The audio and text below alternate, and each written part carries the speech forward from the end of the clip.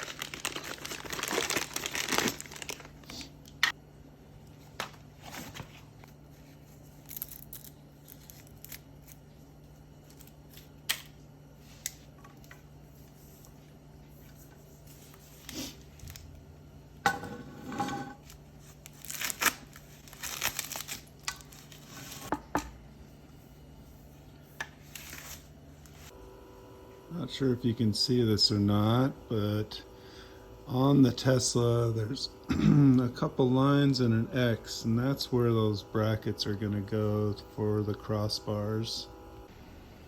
And if you can't find the marks on the glass on the Tesla, then it comes with this handy dandy measuring tape, and you measure 227 millimeters from the edge of the glass, and there's an arrow where you need to line that up with the glass. I like to locate all the spots first and then put some painter's tape on it, mark it, and go from there. These directions are pretty easy to follow. Even the stickers have a nice little diagram of the car on it, so you know which one to put where. So these abrasion stickers go underneath this rubber gasket to protect the paint job so it doesn't rub off the paint. And it comes with this handy little tool to get behind the little rubber gasket there, so you can put the little mounting bracket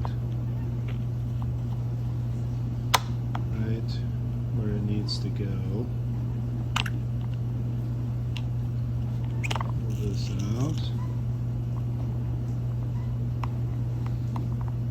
like that. You can kind of feel you have a little bit of wiggle room to put it in there, but you want to line it up nice so it doesn't mess up anything, of course.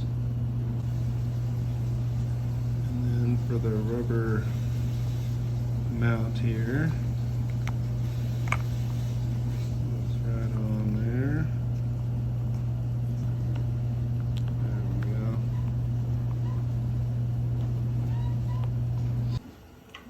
So there's a longer and shorter bar. The longer one goes on the front part of the car, and the shorter one goes in the back. Then you install these wing nuts, tighten them down.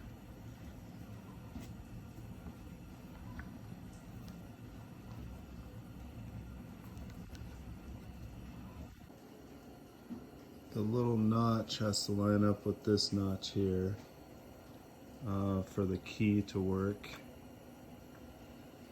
And don't over tighten, you will probably crack the glass.